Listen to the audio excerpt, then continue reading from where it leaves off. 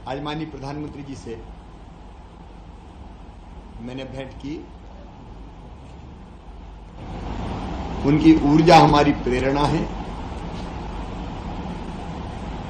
और उनके आइडियाज मुझे कई नई योजनाएं बनाने की राह दिखाते हैं। विभिन्न विषयों पर उनका मार्गदर्शन मिला। मैंने मध्य प्रदेश में जो कोरोना की स्थिति है, कोविड की, उसकी जानकारी दी। मध्य प्रदेश में कोविड नियंत्रित है। 8, 10, 12 पॉजिटिव केस आते हैं, एक्टिव केस केवल 127 है। टीकाकरण मध्य प्रदेश में 88% से ज्यादा हो गया है फर्स्ट डोज का, सेकंड का 27% है।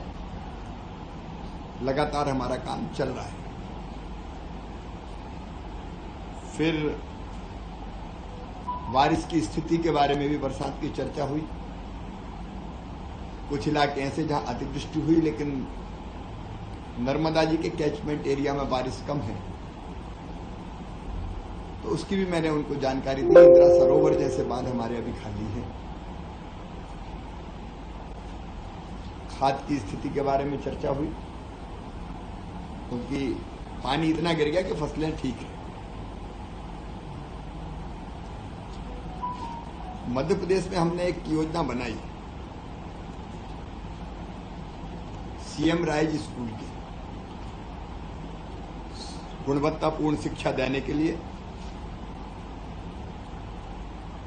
मध्य प्रदेश में 25-30 किलोमीटर के केंद्र पर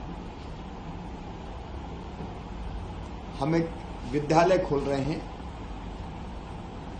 सीएम राइज स्कूल चर्चा में से नाम निकला था। आसपास के 20, 25, 30 किलोमीटर के दूर के जो बच्चे हैं, वो बसों से उस स्कूल में पढ़ने आएंगे, दिन भर में अध्ययन करेंगे और शाम को वापस उनको घर छोड़ेंगे।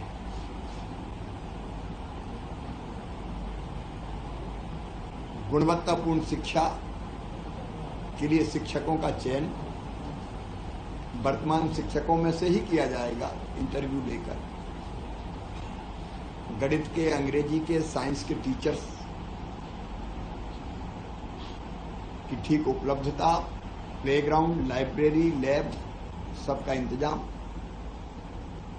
इस शिक्षा की गुणवत्ता को ठीक करने के लिए हमारा प्रयोग है। उसके बारे में मैंने उनको पूरी जानकारी दी। इस साल 350 स्कूल हम खोल रहे हैं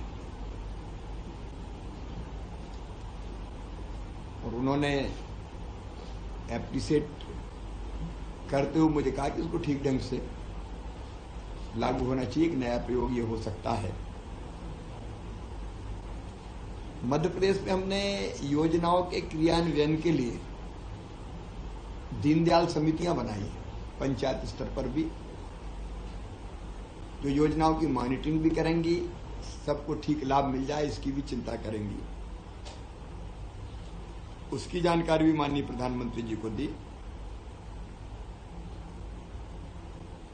अभी केंद्रीय गृह मंत्री माननीय अमित शाह जी की उपस्थिति में जबलपुर में रघुनाथ शाह, शंकर शाह जी के बलिदान दिवस पर, जो अमर क्रांतिकारी हैं, हमने जनजातीय कल्याण के लिए एक योजना घोषित की।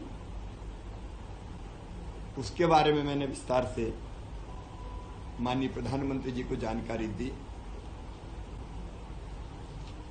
एक और विषय है जिस पर हमारी चर्चा हुई, जो सरप्लस प्रोडक्शन है कुछ फसलों का और कुछ की कमी है। हमको दाल चाहिए, हमको ऑयल सीड्स चाहिए। उस पर भी मध्य प्रदेश कैसे बेहतर काम कर सकता है, मध्य प्रदेश मॉडल बने कि जिन चीजों की जरूरत है उनको हम उत्पादित करें, क्योंकि हमको इंपोर्ट करना पड़ता है कोई चीजें, और एक्सपोर्ट की संभावनाएं वाली चीज कैसी, जैसे मध्य प्रदेश के चिनौर चावल को अब जीआई टैग मिल गया। बासमती मध्य प्रदेश की पहचान है, लेकिन बाकी ज्यादा उत्पादन वाले वैरायटीज के कारण ये पीछे चले गए। हम कैसे इनको स्थापित करके एक्सपोर्ट क्वालिटी का उत्पादन कर पाए। फिर एक और मुझे उन्होंने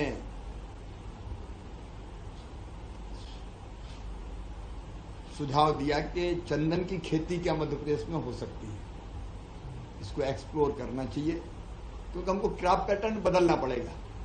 कुछ चीजें हमारे यहां इतनी है कि रखने की जगह नहीं है, और कुछ चीजें ऐसी है जो हमारे यहां होती नहीं है। तो किसानों को ज्यादा लाभ प्राप्त हो, इसलिए क्रॉप पैटर्न बदला जा सकता है क्या, उस पर मध्य प्रदेश गंभीरता से काम करेगा। कई आइडियाज आए हैं, उस पर हम लोग वर्कआउट करेंगे।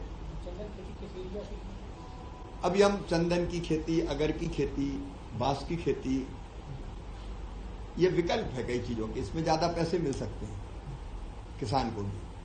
हमारे यहां देखिए कई इलाके ऐसे हैं, जैसे अमरकंटक है, पचमढ़ी है, यहाँ की जलवायु में कई तरह की लकड़ियां ठीक ढंग से हो सकती है जिनकी व्यावसायिक कीमत है। तो वैसे स्पॉट हम लोग तय करेंगे। फिर मिलिट्स का जो 2023 है, संयुक्त राष्ट्र संघ ने भी मोटे अनाज के ईयर के रूप में बनाने का फैसला किया है। तो मध्य प्रदेश उसकी भी पूरी तैयारी करेगा, क्योंकि हमारे यहाँ कोदो, कुटकी जो बहुत पोषक हैं और शुगर कंटेंट बहुत कम होता है। अब ये हमारे सेल्फ हेल्प ग्रुप बना रहे हैं मिलिट्स, तो कैसे उसको हम एक्सपोर्ट कर पाए, और मिलिट्स का ईयर जब मनाने की बात आए तो मध्य प्रदेश की पूरी तैयारी हो पाए, उस पर हम लोग काम करेंगे। इथेनॉल पॉलिसी पर बातचीत हुई, मध्य प्रदेश में कई कंपनियां इथेनॉल के क्षेत्र में आ रही है, उसकी जानकारी भी मैंने दी। अभी 28 कंपनियों ने मध्य प्रदेश में आवेदन किया, और हम तेजी से इथेनॉल का उत्पादन मध्य प्रदेश में कैसे हो, उसका एक फायदा किसानों को भी होगा। हमारे पास जो सरप्लस उत्पादन है अनाज का, तो उसका भी उसमें उपयोग हो सकता है इथेनॉल बनाने में।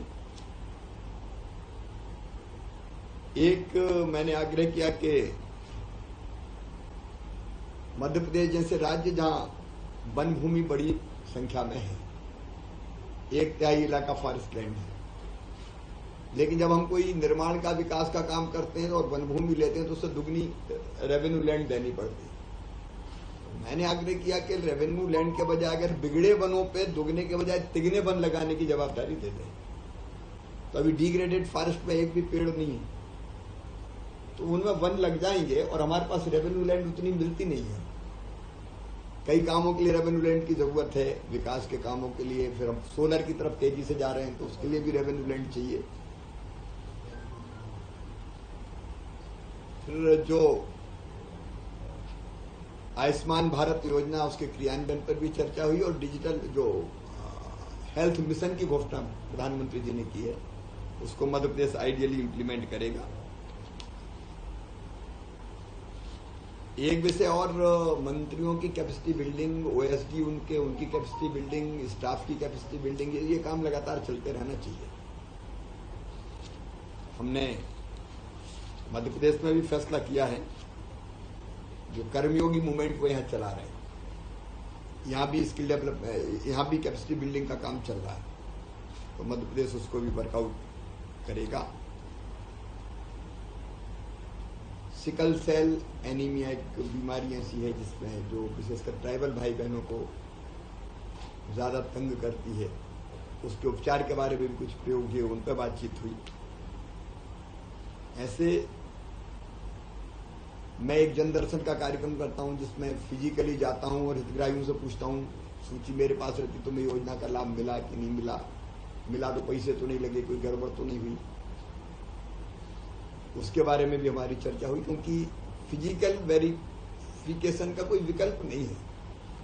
हम कितना भी डिजिटल हो जाएं, डीबीटी हमने कर दी और डीबीटी करके खाते में पैसा दे दिया, तो भी उसने 5-10 हजार मार दिए। लोग रास्ते निकालने की कोशिश करते हैं। गुड गवर्नेंस कैसे और बेहतर हो सकती है,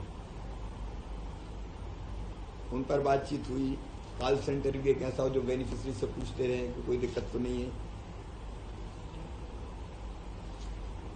कई तरह के आइडियाज थे जिन पर बातचीत हुई है। एक वाउचर सिस्टम की बात, क्योंकि कई बार हम सोचते हैं कि कई चीजों में आदि, जैसे हमने तय किया साइकिल हम खरीदेंगे नहीं, पहले हम साइकिल के पैसे सीधे खाते में डाल देंगे। अब ये दिक्कत हुई कि साइकिल के पैसे खाते में डालने के बाद जो बच्चे पढ़ने जाते हैं, पता चला किसी पापा ने साइकिल खरीदी नहीं, पैसा और कहीं खर्चा कर दी। तो जिस काम के लिए उपयोग होना चाहिए उसके लिए उपयोग हो रहा है कि नहीं हो रहा। तो वो वाउचर सिस्टम का मतलब है कि सीधे पैसे नहीं पहुंचेगा, वाउचर मिलेगा और वाउचर से साइकिल ही खरीदनी पड़ेगी आपको। तो ये डीबीटी के आगे का एक स्टेप है। तो ऐसे अनेकों उपायों पर प्रधानमंत्री जी ने मार्गदर्शन दिया और उस आधार पर हम कई तरह की योजनाएं बनाएंगे। मैंने उनको निमंत्रण भी दिया, क्योंकि स्वामित्व योजना के अंतर्गत हरदा जिला 100% सबको हमने अधिकार पत्र देने का फैसला किया है। तो उस कार्यक्रम के लिए भी मैंने उनको निमंत्रण दिया। मध्य प्रदेश का जो भोपाल का रेलवे स्टेशन है वह अत्याधुनिक है, बन के तैयार है। उसके उद्घाटन का, लोकार्पण का भी मैंने उनको निमंत्रण दिया। और जनजातीय गौरव दिवस के लिए जो 15 तारीख को हम मनाने वाले हैं उसके लिए भी मैंने निमंत्रण दिया। उन्हें विचार करके वो फैसला करेंगे। तो मुझे काफी कुछ मार्गदर्शन प्रधानमंत्री जी से मिला, उस आधार पर और कई नई चीजें करेंगे। बाकी योजनाओं के बारे में विस्तार से मैंने जानकारी दी।